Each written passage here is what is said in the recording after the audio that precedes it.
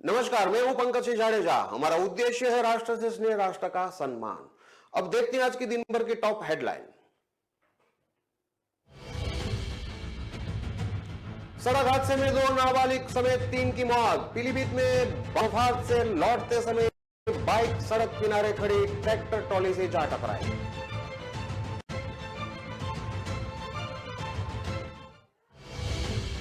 गोद से छिटक कर यमुना में डूबी बच्ची, बर्थडे मनाकर लौट रही थी। बाइक स्लिप हुई, जब तक रिश्तेदार कुछ समझ पाते डूब गई मासूम।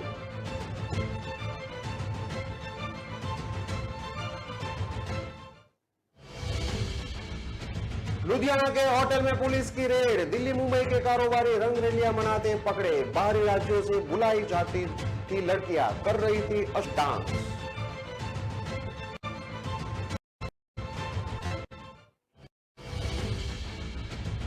हरियाणा में गैंगस्टर पर एक्शन। बहादुरगढ़ में 500 गज में बशान गला बुलडोजर। 3 राज्यों में 15 से ज्यादा।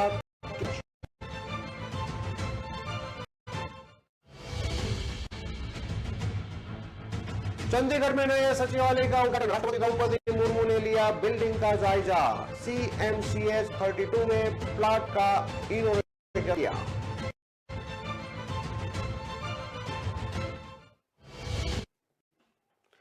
अब देखते हैं खबरें विस्तार से।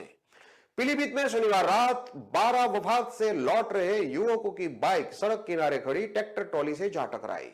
हादसे में बाइक सवार 2 नाबालिगों समेत तीनों युवकों की मौत हो गई। राहगीरों की सूचना पर पुलिस मौके पर पहुंची। घटना की जानकारी लेने के बाद शवों को पोस्टमार्टम के लिए भेज दिया गया है। बरेली के फरीदपुर निवासी उमेर अपने दोस्त ओवैस और अयान के साथ मोटरसाइकिल पर सवार होकर अमरिया थाना क्षेत्र के हर रायपुर गांव में देर रात 12 वफात की लाइट देखने गए थे। तीनों युवक मोटरसाइकिल पर सवार होकर लौट रहे थे। इस दौरान लाहौरगंज गांव के पास स्थित पेट्रोल पंप के सामने सड़क किनारे खड़ी ट्रैक्टर ट्रॉली से उसकी बाइक अनियंत्रित होकर टकरा गई। हादसे के दौरान 2 बाइक सवारों की मौत हो गई। वहीं तीसरे घायल ने बरेली में इलाज के दौरान देर रात दम तोड़ दिया। देर रात हुई सड़क हादसे की सूचना स्थानीय लोगों से मिलने के बाद मौके पर पुलिस पहुंची। शवों को पोस्टमार्टम के लिए भेज दिया गया है। घटना के बाद पुलिस ने हादसे की सूचना मृतक के परिवार वालों को दी। अमरिया थाना अध्यक्ष कमलेश कांत वर्मा ने बताया कि हादसे में 3 युवकों की मौत हुई है। तहरीर के बाद आगे की कार्रवाई की जाएगी।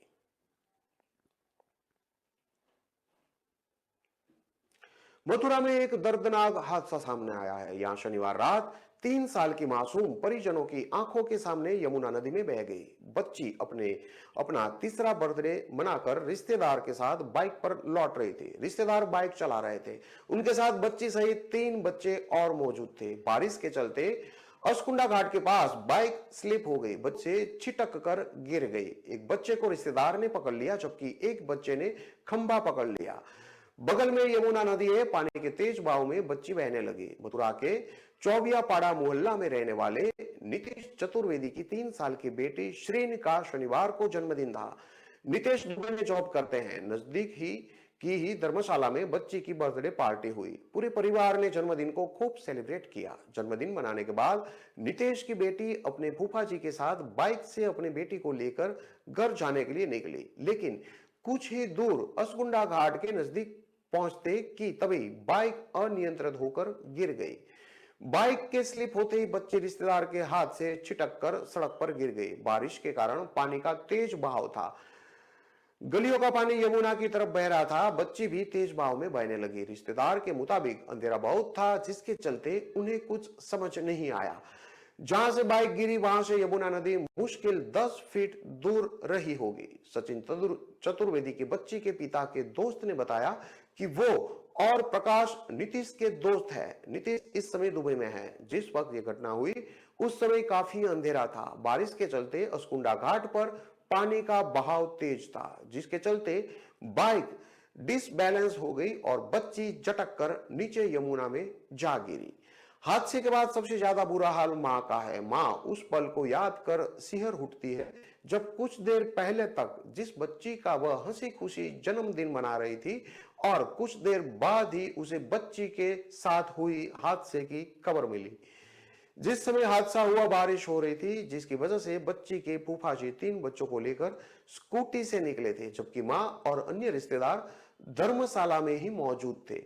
हादसे की जानकारी मिलते ही सभी लोग मौके पर पहुंचे, लेकिन तब तक 3 साल के श्रेन यमुना में डूब गई थी।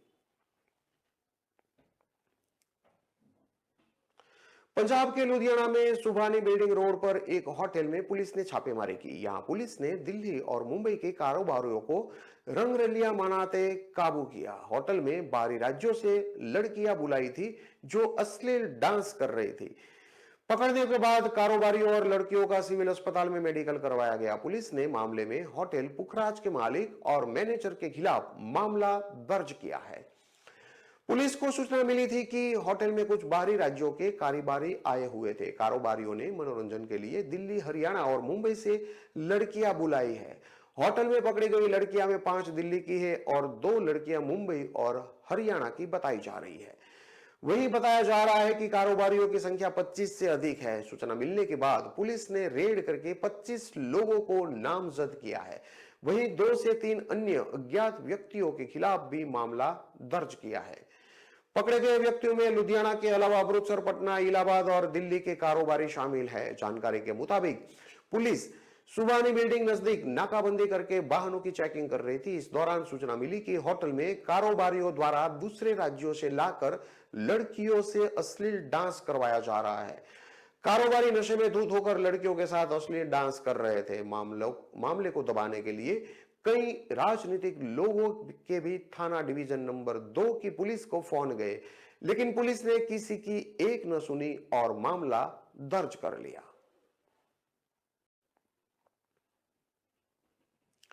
हरियाणा के बहादुरगढ़ में ए कैटेगरी के कुख्यात इनामी गैंगस्टर अनिल गंजा का आलीशान घर तोड़ दिया गया। प्रशासन ने गांव नूना मांजरा में बनाए उसके मकान पर बुलडोजर चला दिया।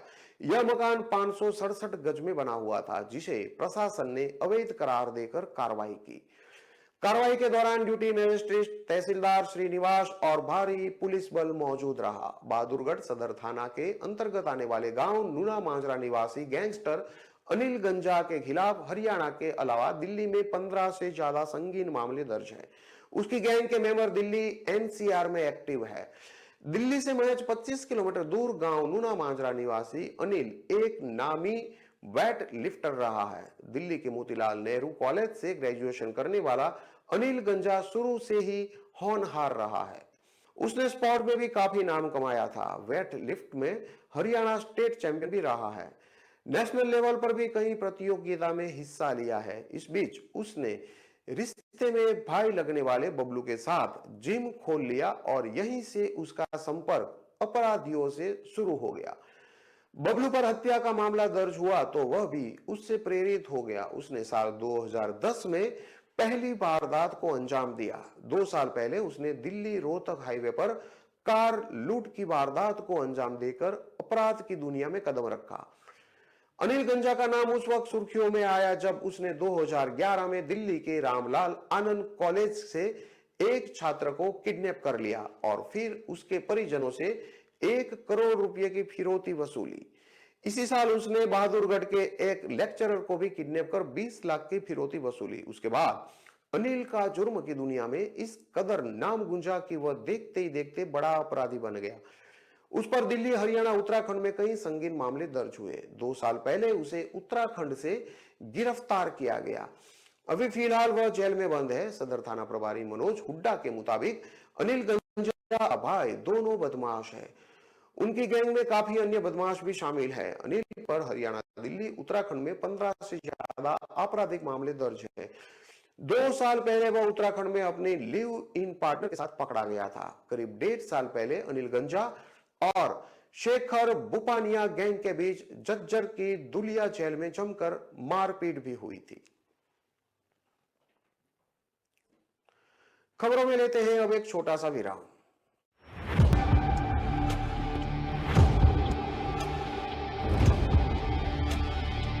दिल का परिंदा उड़ चला, अंदाज अपना मन चला, खुद की तो सुन ले, जी भर के जी ले, रुक जाना तू अब ठहर।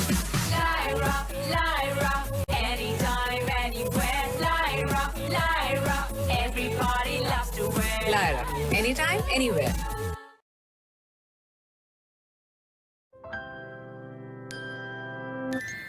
दीदी अब ऐसे ऑटो लेने कहाँ तक जाओगी? दरवाजे तक।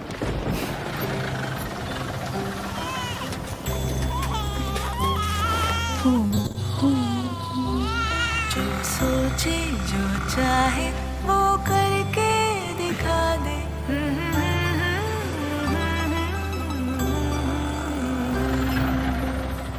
Thank you. Welcome back Kavita. Auto ढूंढने की परेशानी और पुराने तरीकों की कहानी पीछे छोड़ो। उबर ऑटो से बस सोचो और चल पड़ो। उबर, बस सोचो और चल पड़ो।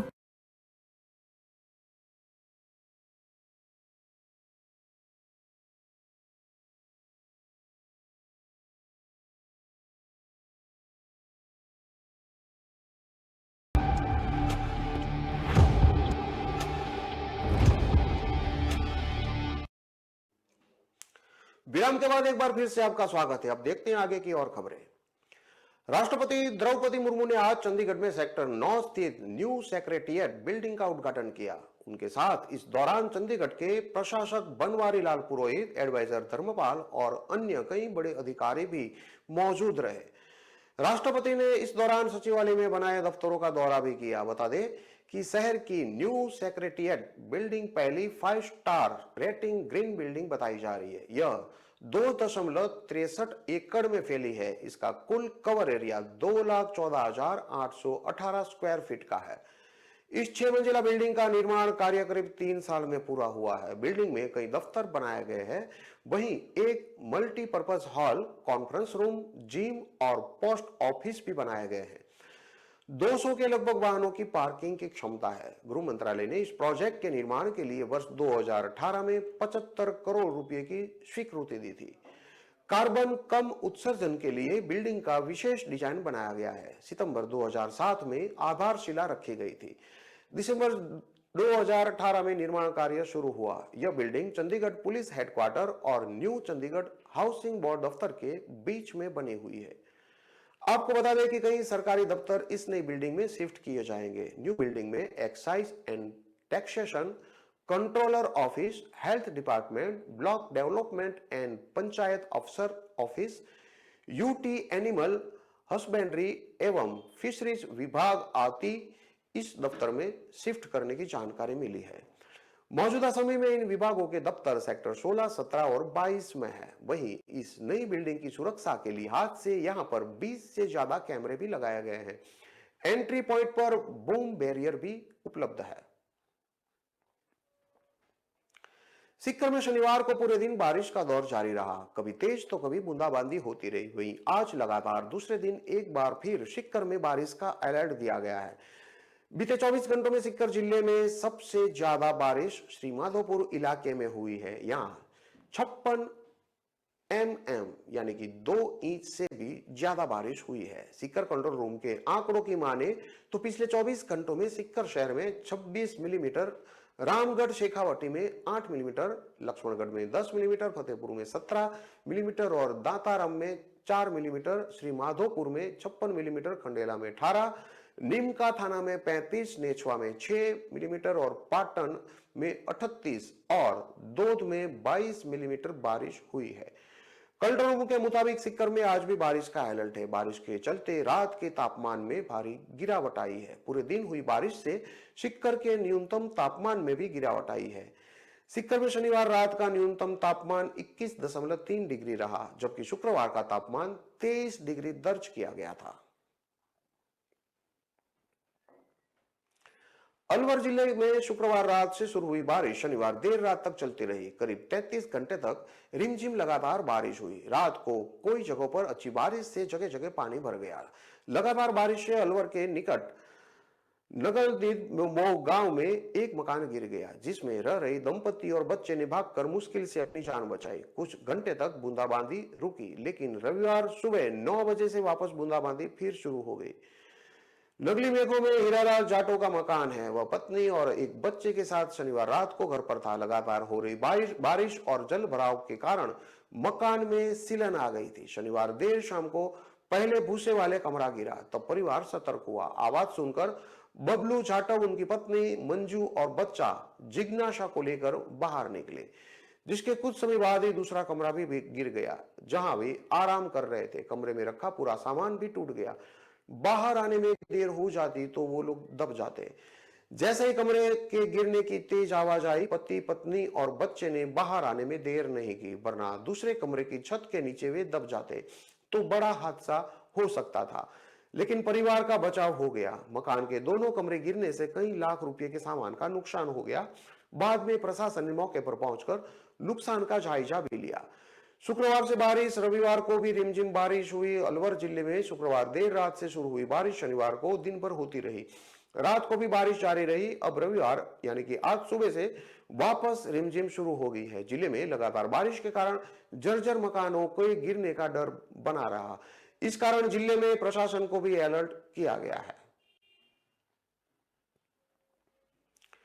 बम की फर्जी सूचना देने वाले को पुलिस ने पकड़ लिया है। प्रयागराज में सीएम के आने से पहले डॉक्टर ने इसके बारे में धमकी दी थी कि इंदिरा भवन को बम से उड़ा दिया जाएगा। मुख्यमंत्री योगी आदित्यनाथ के शुक्रवार को शहर आगमन से थोड़ी देर पहले पुलिस कंट्रोल रूम को फोन के जरिए सूचना दी गई थी, जिसमें कहा गया था कि कुछ लोग इंदिरा भवन को बम से उड़ाने की बात कर रहे हैं। इस सूचना पर पुलिस ने पूरी तहकीकात की तो वहां पर कुछ नहीं मिला था। इसके बाद पुलिस ने उस नंबर को ट्रेस कर उस व्यक्ति तक पहुंची जिसने बम होने की सूचना दी थी। फर्जी सूचना देने वाले को सिविल लाइंस पुलिस ने शनिवार को हिरासत में ले लिया है। देर रात तक उससे पूछताछ जारी रही। प्रसून शर्मा राजरूपम का रहने वाला है। वह BAMS डॉक्टर है। पिता भीखचंद शर्मा ने बताया कि 2017 में हुए सड़क हादसे में उसके सिर में गंभीर चोट आई थी। इसके बाद से उसकी मानसिक हालत ठीक नहीं है। पुलिस ने उससे पूछताछ की तो उसका कहना था कि उसने ऐसे ही सूचना दी थी। Inspector Civil Lines Virendra Singh Yadav का कहना है कि उससे पूछताछ की गई है। इसके इलाज संबंधी कागजात आदि भी मंगवाए गए हैं ताकि उसकी वास्तविकता की जांच की जा सके। फिर से मामला संवेदनशील होने के कारण FIR दर्ज कर विधिवत कार्रवाई की जाएगी। मुख्यमंत्री योगी आदित्यनाथ के शहर आगमन से थोड़ी देर पहले शुक्रवार को इंदिरा भवन में बैग में रखे बम के जरिए कुछ लोगों द्वारा उड़ाने की जानकारी एक शख्स ने दी थी। इसके बाद पुलिस ने इंदिरा भवन का चप्पा चप्पा खंगाला था। बेसमेंट से लेकर 5वें तल तक एंटी सबाटोज टीम और डॉग स्क्वाड ने तलाशी ली थी। पूरे परिसर की चेकिंग कराई गई थी। सघन तलाशी के बाद भी कुछ नहीं मिला, तब पुलिस ने राहत की सांस ली थी। इन सारी खबरों को विस्तार से पढ़ने के लिए आप हमारे वेबसाइट का भी प्रयोग कर सकते हैं। हमारा वेब का पता है www.kalamkartavya.com। हमारी कलम ही हमारा कर्तव्य है के उद्देश्य के साथ खबरों को आप राष्ट्र प्रथम के साथ देखते रहिए। नमस्कार।